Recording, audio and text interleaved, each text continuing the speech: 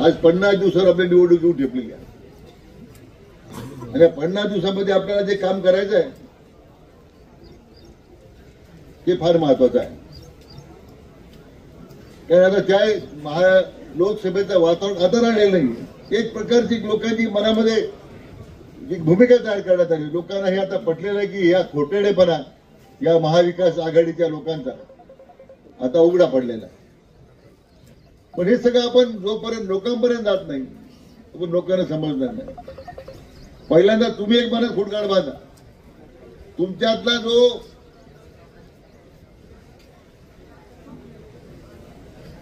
मोठेपणाचा जो भाग आहे तो त्याला कोण खात, तो याला कोण खात. या गडबडीत त्यांनी आपल्याला खाऊन टाकली अशी स्थिती आहे. आपल्याला पहिल्यांदा हा निर्णय करा की तुम्ही सगळे पुढारी एकत्र राहणार आहात का. तुम्ही झाले पुढारी सांगितलं पाहिजे आम्ही एकत्र राहणार सगळे. हात वर करून सांगा ना मी एकत्र राहणार सगळे म्हणून.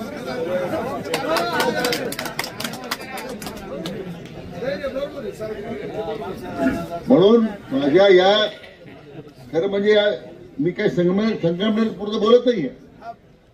सगळ्या जिल्ह्यामध्ये असं एक वातावरण आपल्याला तयार करायचं आहे. कारण आज मराठा आरक्षणाची चर्चा होती. मराठा आरक्षणाचा पहिला निर्णय मागच्या सरकारमध्ये माननीय देवेंद्र फडणवीस साहेबांनी घेतला. आपण सुप्रीम कोर्टापर्यंत तो टिकवला. 2.5 वर्ष ते महाविकास आघाडी सरकार आलं. काय केलं उद्धव ठाकरे सरकारनं? मिळालेलं आरक्षण घालवलं. आज त्याच्यावर एक शब्द बोलायचा आहे. म्हणून मी मध्यंतरी जरांगे पाटलांना आवाहन केलं होतं की आमच्या सरकारनं आता विधानसभेत जाऊन 10% आरक्षण तुम्हाला मंजूर केलेलं आपल्या मराठा समाजाला. पण एकदा शरद पवारांनी भूमिका जाहीर केली पाहिजे. 4 वेळा मुख्यमंत्री राहिले शरद पवार यांनी एकदा तरी मराठ्यांच्या आरक्षणासाठी कधी काम केलं का? एक मला उदाहरण एकदा शरद पवार ह्या 4 वेळच्या मुख्यमंत्र्यांच्या काळामध्ये हा ठराव विधानसभेत मांडला. मग काय लोकांना आपण सांगत नाही जाऊ. त्यांच्या मांडीला कोण बसले आता? उद्धव ठाकरे. आलेलं मिळालेलं आरक्षण त्यांनी घालवलं. काँग्रेसचे नेते त्यांनी सांगावं ना काँग्रेसच्या नेत्यांनी की तुम्हाला मराठा आरक्षणाच्या बद्दल तुमची भूमिका काय आहे. ओबीसीत पाहिजे, स्वतंत्र पाहिजे. जरांगेची मागणी आहे ओबीसीत आरक्षण द्या म्हणून. बरोबर की नाही? मग तुमच्या तालुक्याच्या पुढाऱ्यांनी नेहमीप्रमाणे आपलं मुख गळून बसले. त्यांना विचारलं काय काय आरक्षणाची भूमिका आहे.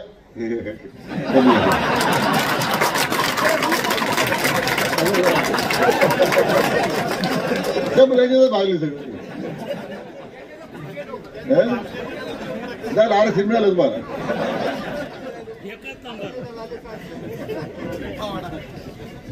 म्हणून आता तरी लोकांना तुम्ही सांगा की हे महायुती सरकारच लोकांच्या योजना राबवेल.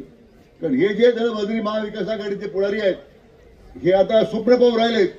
स्वतःच्याच पोस्ट लावून राहिले मुख्यमंत्र्याची मित्रमंडळ.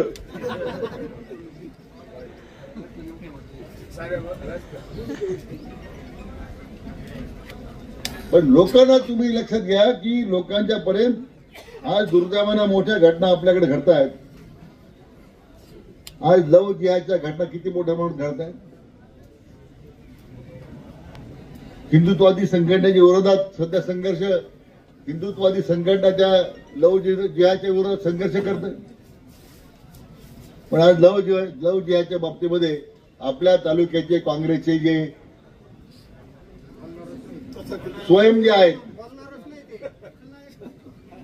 काय जलना के खालना के मला माहिती आहे. पण आज एक शब्द तरी बोलतात का? आज काँग्रेसचे नेते बोलत नाही. उद्धव ठाकरे बोलत नाही. शरद पवारांकडून आम्हाला अपेक्षाच नाही.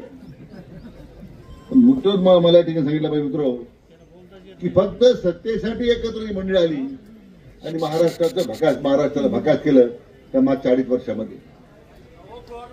म्हणून आपल्याला आता जागृतपणे समाज हितासाठी काम करायचं आहे. लव जिहाद व्होट जिहाद आणि लँड जिहाद याच्या विरुद्ध संघर्ष करायची तयारी ठेवा. तुमची सगळ्यांची तयारी आहे का? तर मित्र, तरच आपल्याला यश आहे. हे भूमिका आपण या महायुती सरकारच्या माध्यमातून आपण निश्चितपणे काम करू.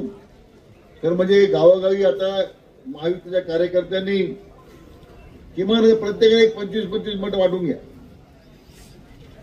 ठरवा मला पुढच्या 10 दिवसामध्ये तुमच्या गावात मतदान किती होईल ते आकडेवर सांगू नका. इतके आमच्याकडे तितके तिकडे आहेत. हे काही उद्या काही त्यासाठी आपण काही देणार आहोत मताच्या आकडेवारीसाठी असं नाहीये. प्रामाणिकपणे आपल्या मनाला प्रश्न विचारून हे काम करा. तुम्हाला तालुक्यात परिवर्तन पाहिजे ना, मग आपली भूमिका प्रामाणिक असली. हे सगळे शान माफिया, लँड भूमाफिया,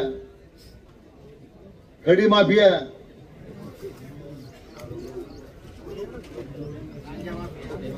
जे काय असतील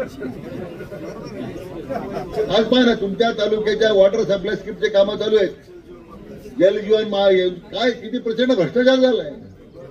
निकृष्ट पाईप वापरताय, अर्धवट कामं सोडून दिले. म्हणजे आज ठेकेदाराच्या ताब्याचा तालुका गेलेला आहे. या दृष्टीने मला तुम्हाला निमित्तानं विनंती करायची आहे की या निमित्तानं आज आपण गेल्या 2.5 वर्षामध्ये निधीची कमतरता कुठे भासू दिली नाही. पाहिजे तेवढा निधी तुम्हाला द्यायचा आम्ही प्रयत्न केला. पाहिजे त्या ठिकाणी तुम्हाला ज्या ज्या ठिकाणी मदत पाहिजे ती करण्याचा प्रयत्न केला. आज मुख्यमंत्री लाडकी बहीण माझी बहीण लाडकी योजनेमध्ये आपल्या तालुक्यातून 88,500 अर्ज झाले. योजना आमची, आपल्या सरकारची, आणि बोर्ड कोण लावलाय? सरकारला नाव ठेवायचे आणि इकडे बोर्ड लावायचे. म्हणून आज मी आज महसूल पंधरवडा सुरू झाला कालपासून, पशुसंवर्धन पंधरवडा सुरू झाला कालपासून. मी सगळ्या गावाच्या तलाठी कार्यालयाच्या बाहेर बोर्ड लावायला सांगितले. सगळ्या पशुधन कारखान्याचे ते आपल्या दवाखान्याचे आहेत जनावरांचे ते बाहेर बोर्ड लावायला सांगितले. आपल्या पंधरवड्यात काय करणार आहात, महसूल पंधरवड्यात काय करणार आहात. तुमच्या प्रत्येक गावात तलाठी कार्यालयापुढे बोर्ड लागला की नाही मला ताबडतोब कळवा. आणि काल सांगितलं ते लागेल. इथं प्रांताधिकारी होते ना, जर प्रांताधिकारी आहेत, आमचे तहसीलदार आहेत का पुढे? हे जाऊन काय आवश्यकता नाही, बसा बसा ठीक आहे, थांबा, आवश्यकता नाही. पण मला वाटतं या सगळ्या सूचना आपण जिल्हाधिकाऱ्यांना दिलेल्या आहेत. म्हणून माझी विनंती आपल्याला, शासनाच्या पद्धतीने काम करील, पण त्यांच्या भरोश्यावर राहू नये. ते बिचारे त्यांचं काम करत राहतील. पण तुमचं काय कार्यकर्ते म्हणून तुम्हाला तिथं पाहिजे ना. हे ह्या सगळ्या योजनेचे बोर्ड लावणं, पंधरवड्यात काय केलं त्याची हँडबिल आपण जाहीर द्या पेपरला, सगळ्या वर्तमानपत्रात जाहीर द्या ना. तेच आपण फ्रेश बोर्ड लावायचे. मग तक्रारी करण्यास सोडून द्या धंदा. जोपर्यंत तुम्ही तक्रारी करत राहणार तोपर्यंत आपल्याला यश नाही. म्हणून म्हटलं सुरुवातीला मगाशी म्हटलं आत्मपरीक्षण स्वतःच केलं पाहिजे आपल्याला काय करायचं आहे. आज काय दुर्दैवानं खरं म्हणजे ठीक आहे, काय घडलं निवडणुकीमधल्या काळामध्ये लोकसभेला पण सोडून, पण काही लोकांना आभाळ ठिरगा झालेला. काही लोकांना फार आमच्या मतदारसंघाची फार लोकांमध्ये एक आकर्षण तयार झालेलं आहे. ते हरकत नाही, साईबाबा समर्थ आहे, कोणाचा बंदोबस्त काय करायचा. बाबाच्याकडे एकच मंत्र आहे, श्रद्धा आणि तुम्ही काही चिंता करू नका. आता तुमचा सगळ्यांचा आग्रह जो आता मगाशी मला सांगितलं लोकांनी डॉक्टर सुजयच्या बद्दलचा, जरूर आपण त्याच्या संदर्भात काय करता येईल. म्हणजे आपल्या महायुती सरकार आहे, महायुतीच्या पक्ष निर्णय करायचा. जो पक्ष निर्णय देईल त्या संदर्भात आपण पुढे पक्ष जो निर्णय देईल आपण ते अंमलबजावणी करू. तुम्हाला सांगतो महायुती सरकार, महायुती म्हणून म्हटलं महायुतीमध्ये जो निर्णय होईल तो आपण मान्य करू. तुमच्या भावना समजल्यात, त्या भावना कशा, भावनेचा कसं प्रत्यक्ष रूपांतर आणायचं, पण कृतीमध्ये आणायचं ते आता नेते मंडळी ठरवते. परंतु संगमनेर तालुक्याला दादाच उपयोगी सुजय दादा विखे संगमनेर तालुक्यात आमदार म्हणून आज तेच योग्य आहे. अरे बाबा, तुम्ही आता हे भाजप, शिवसेना, महायुती म्हणा, तुम्ही महायुतीचा उमेदवार आपल्याला मान्य का? महायुती उमेदवार जो होती तिथं भाजप काय काय शिंदे सेनेचा आहे की दादांच्या राष्ट्रवादीचा आहे हे महत्वाचं नाहीये. आपल्यामध्ये एकट पडू नका. आता सुरू झाल्या माझ्या सगळ्या नेते मंडळीला तुम्हाला कोण मोठा आहे कोण लहान आहे याची चर्चा करू नका. महायुतीचं सरकार राज्यामध्ये आलं तर मी तुला आपलं मोठेपणा टिकेल. जर भलती चूक झाली ही तुमच्या घरावर नांगर फिरवल्याशिवाय राहणार नाही ही तुम्हाला मुद्दा मी सांगून ठेवतो. त्यांना काय कोणी दयामाया नाहीये. अनुभवा पूर्वी ते आज आपण 40 वर्षामध्ये त्या सगळ्या पोलीस स्टेशन असू देत, तहसील कार्यालय असू देत, तुमच्या मागे सगळी यंत्रणा उभी करण्याचं आपण काम केलेलं आहे. झालं 1% 2 लोकांना त्रास झाला असेल, पण यापूर्वी काय होतं? पोलीस स्टेशन तालुका चालवायचं, यशोधन तालुका चालवायचं. तुम्हाला चीड आहे का नाही? त्या जिद्दीने कामाला लागा. यांचं मोठेपणा ते सोंग आहे ना.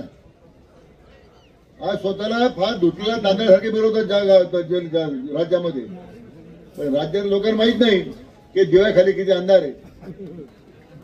आणि हे तुम्हाला आता उघडं करायचं होतं या काळामध्ये. 50 दिवस राहिले, कामाला लागा, यश आपलंच आहे अशा प्रकारची मी आपल्याला खात्री देतो. आणि संजय मोरेला पुन्हा शुभेच्छा देतो. आमचे मित्र आपले थोरात रवींद्र थोरात यांचंही मनापासून आभार व्यक्त करून त्यांनी आपल्याला त्यांच्या जागेमध्ये आश्रय दिला.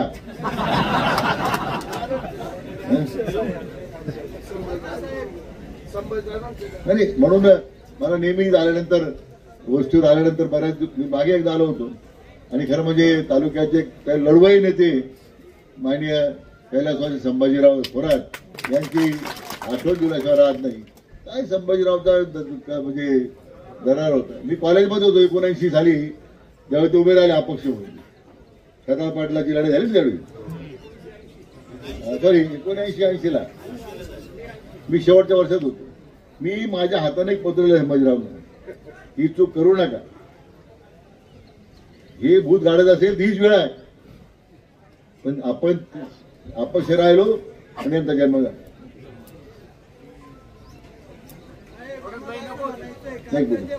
म्हणून आता मला काही मला संभाजीराव मी उदाहरण सांगतो तुम्हाला, मला कोणाचा अनादर करायचा नाहीये.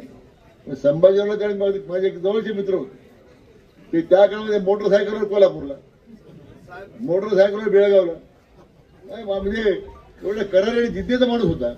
आज संभाजीरावांची आठवण झाल्याशिवाय राहत नाही. कैलासवासी आमचे खताळ पाटील आपले जे नेते होते त्यांची आठवण झाल्याशिवाय राहत नाही. कारण तत्वनिष्ठ माणसं होती तालुक्यात लढणारी, काम करणारी. आता यांनी सगळं गुंडाळून ठेवलेलं आहे. त्यामुळे आता ठीक आहे, पुन्हा तालुक्यामध्ये एक नवा अध्याय आपल्याला न्यायचा, त्यासाठी आपण काम करा. मनापासून धन्यवाद देतो. जय हिंद, जय महाराष्ट्र. एबीपी माझा, उघडा डोळे बघा नीट.